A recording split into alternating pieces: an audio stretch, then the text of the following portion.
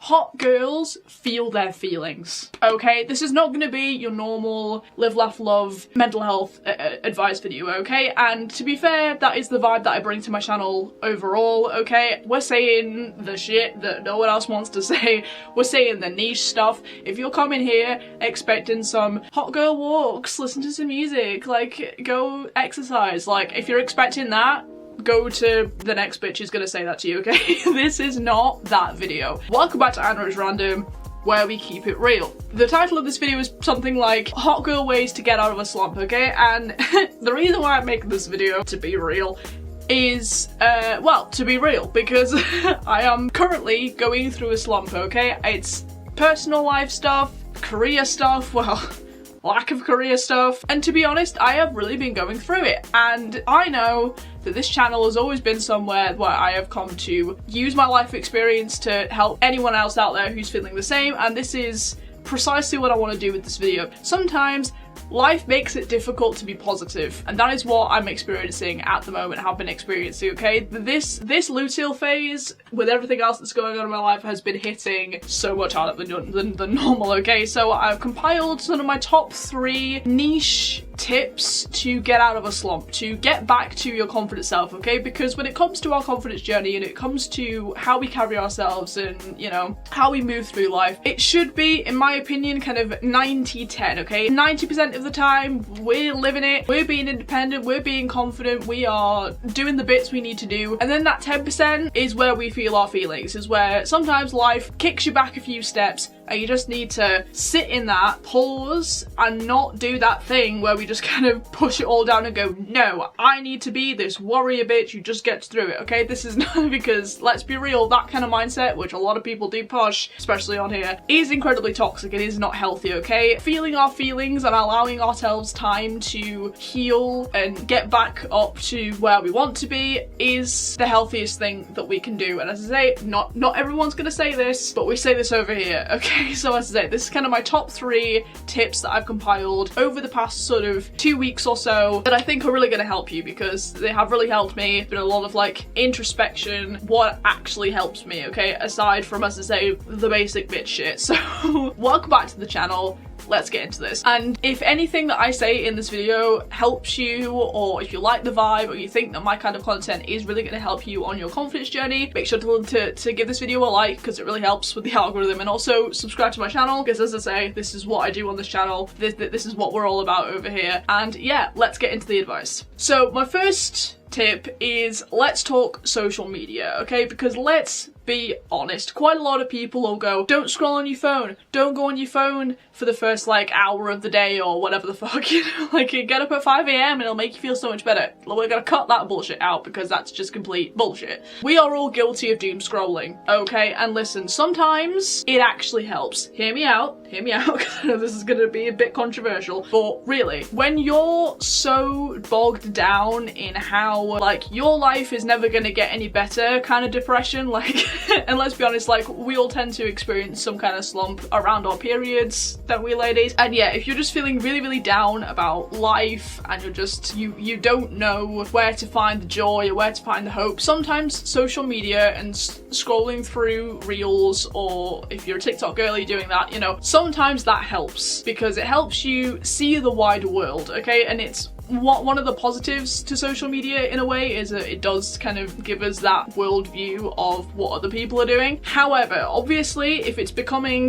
the case where you're comparing yourself to other people, or it's making you feel worse, it's like with gambling, you know, stop when the fun stops. When it stops helping you with your motivation, stop. Put the phone down or go to a different app, and we'll get to this. You need to have that self-awareness of when it stops being helpful, you know? As I say, if it's helping you cope, then scrolling can actually be a good thing. And when I say go to a different app, a lot of the time where we find our inspiration, where we try and get our creativity flowing, is Pinterest, isn't it? And obviously it's kind of the start of the year, so a lot of us would have used Pinterest to do our vision boards, right? However, this again is a case of when it stops helping, stop. Because personally for me, as much as I love Pinterest, okay, I always have, it's really, like many of you I know, it's gonna be like the first port of call to where we need to, you know, get some brightness back to our brains, you know. However, when it comes to your vision boards and your goals and whatever, like some people might have them in like a physical form, mine's over there, but also we could have just the Pinterest boards still. But when it comes to goals, and this kind of applies to just your goals kind of in general and trying to go back to your goals to try and find motivation, I've actually been finding that has made me feel worse sometimes, because you end up feeling guilty that you're not, like, that you are in this slump and that you're not out there being the boss bitch and getting the life that you know you want and deserve, you know. So there is a toss up there. So obviously, you know, my overall message with this is like, approach social media and scrolling or whatever apps you're gonna do with discretion, okay? And we're gonna talk about bits of social media and kind of more of a niche point a bit later on. Approach it in whatever way you feel is going to benefit you at this stage. But as I say, like gambling, when the fun stops, stop. Number 2, and granted this is maybe a bit of a cliche point, but make sure you have hobbies that stimulate your brain other than social media, which again sounds a bit obvious, so you just say it like that. However, and this is a point that I do keep coming back to, but especially when it comes to trying to heal yourself through those kind of things, finding hobbies that you used to enjoy as a child and just kind of things you can do whilst you're in this slump is going to be so beneficial. So for me, personally, it's been drawing and video games. I've talked about this in a video before, but I recently got an Xbox like in the summer of last year. Getting back into games has really helped me, especially with games that have like a good story and help you concentrate. You know, like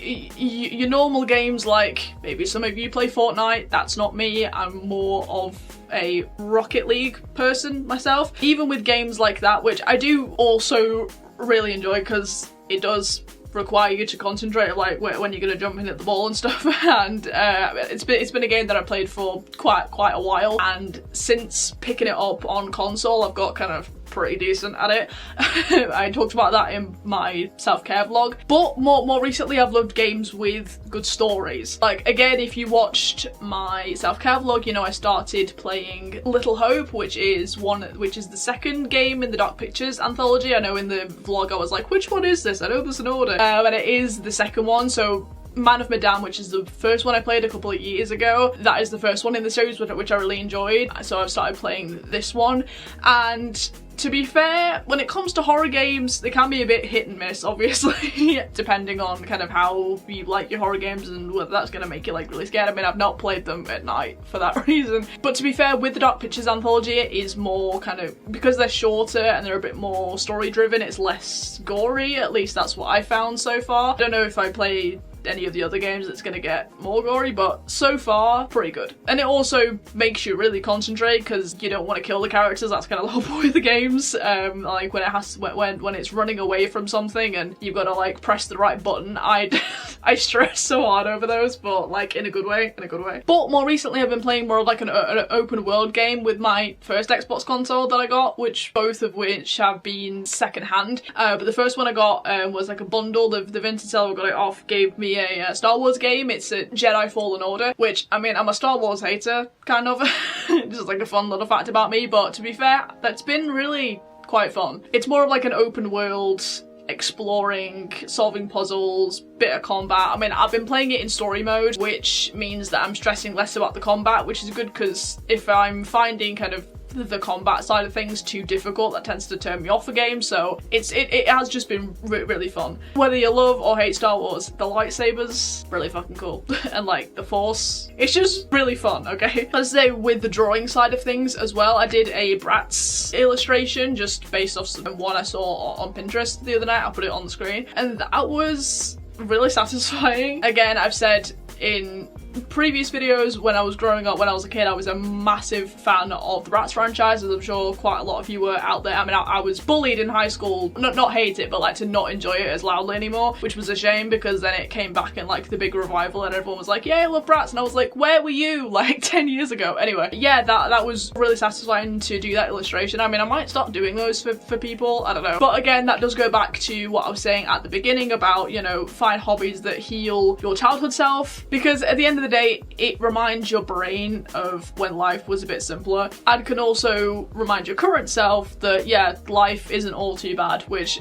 it can be really, really powerful. And finally, going back to kind of the social media point, one thing that has really, really helped me, comfort content creators. Again, it is something that is a benefit that comes with social media, is finding people you really relate to. And more specifically, I'm talking about YouTube creators, you know, find the vloggers that you really enjoy, or like the female creators that really inspire you. And I promise this isn't just self-promo, this is actually like a useful tip, but you've got to approach this with caution, because at first when I was seeing kind of like self-care vlogs, when I was in like the depths of this slump, seeing kind of self-care vlogs, I was like, that's gonna make me feel worse, because it's gonna make me feel guilty that their life is so good and that they can take care of themselves so well, and like I'm currently really struggling, like with the goals point that I mentioned a bit earlier in this video. But when you get to that point where you feel like you can watch those, the moment you click play, honestly, it is gonna make you feel so much better. And also, if it's somebody who you really admire and you really admire their lifestyle, and it's why it's like who inspired you to want to live a better life, that as well. Again, this is kind of the last tip, because this for me was kind of the last step that I took to kind of get myself out of the hole. But once you've kind of calmed your brain down a little bit with the other tips that I mentioned, getting back to building yourself up to the ambitious self that you know you are, and it's gonna be like that final push to help you to feel like yourself again. So there we go, you know, I said it was my top 3. I didn't want to make this video like 1,000 years long, plus it has been a struggle recently as well, so